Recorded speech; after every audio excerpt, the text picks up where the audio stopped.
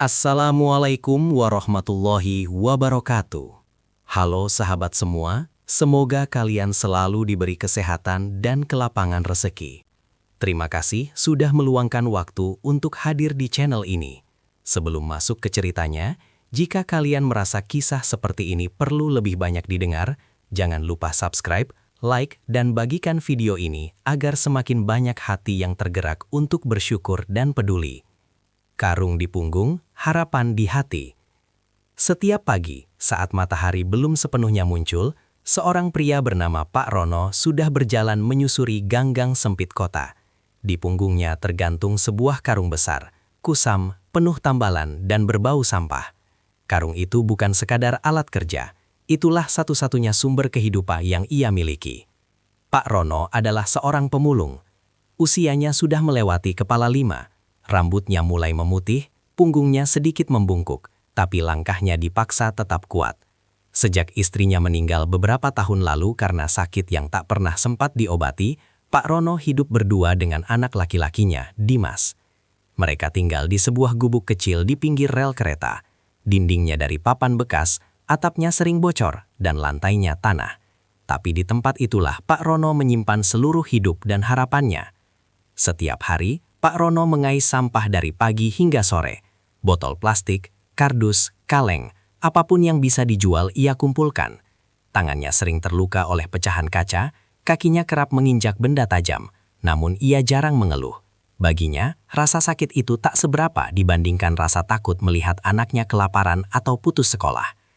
Dimas masih duduk di bangku sekolah dasar. Setiap pagi, ia berangkat sekolah dengan seragam yang warnanya sudah memudar. Sepulang sekolah, ia sering duduk di depan gubuk, menunggu ayahnya pulang sambil mendengar suara kereta yang lewat. Suatu sore, saat Pak Rono pulang dengan karung yang tak terlalu penuh, Dimas berkata pelan, "Pak, besok Dimas nggak usah sekolah ya?" Pak Rono berhenti melangkah. "Kenapa, Mas?" "Biar Dimas ikut Bapak mulung. Karungnya berat." Dimas kasihan. Kata-kata itu membuat dada Pak Rono sesak.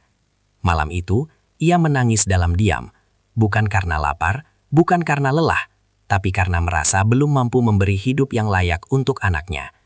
Sejak hari itu, Pak Rono bekerja lebih keras. Ia rela berjalan lebih jauh, pulang lebih malam, bahkan memulung sampai ke tempat pembuangan akhir. Ia ingin memastikan satu hal, Dimas harus tetap sekolah, apapun yang terjadi. Namun hidup tak selalu memberi jalan mudah bagi orang kecil. Suatu hari, di bawah terik matahari, Pak Rono jatuh pingsan di pinggir jalan. Tubuhnya tak sanggup lagi menahan kekelelahan dan kurang makan.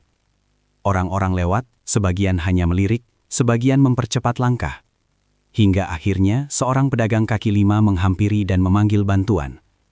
Saat Pak Rono sadar di puskesmas, hal pertama yang ia tanyakan bukan tentang dirinya. "Anak saya, Dimas, dia sudah makan?" Beberapa hari setelah kejadian itu, warga sekitar mulai mengenal sosok Pak Rono lebih dekat. Mereka tak lagi hanya melihat seorang pemulung, tapi seorang ayah yang mempertaruhkan segalanya demi masa depan anaknya. Waktu berlalu, Dimas tumbuh menjadi anak yang rajin dan sederhana. Hingga suatu hari, ia lulus sekolah dengan nilai yang membanggakan.